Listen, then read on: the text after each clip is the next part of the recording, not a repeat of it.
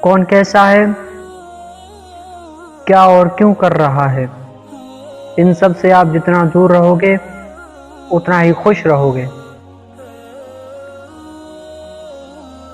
کس انسان کے دماغ کو جاننا ہے تو اس کے لفظوں کو سنو، اور اگر کسی کی دل کو جاننا ہے تو اس کے اعمال دیکھو۔ اگر انسان اپنی انگلیوں کا استعمال اپنے گناہ گننے کے لیے کرے تو اوروں پر انگلی اٹھانے کا وقت ہی نہ ملے۔ کبھی بھی اپنی جسمانی طاقت یا دولت پر بھروسہ مت کرنا، کیونکہ بیماری اور غربت کے آنے میں دیر نہیں لگتی۔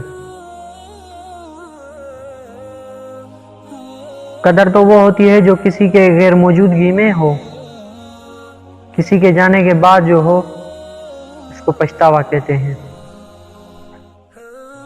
جس طرح پھول کی پہچان خوشبو سے ہوتی ہے، اس طرح انسان کی پہچان اس کے کردار سے ہوتی ہے۔ کسی انسان کی خوبی پہچانو تو اسے بیان کرو، لیکن اگر کسی کی خامی مل جائے تو یہاں تمہاری خوبی کا امتحان ہے۔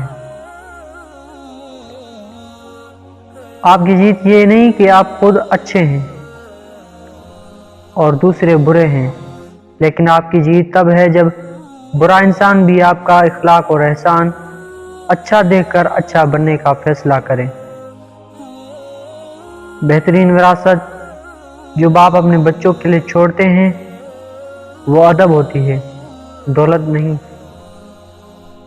جو دوسروں کو عزت دیتا ہے اصل میں وہ خود عزت دار ہوتا ہے، کیونکہ ہر انسان دوسروں کو وہی دیتا ہے، وہی کچھ دیتا ہے جو اس کے پاس ہوتا ہے۔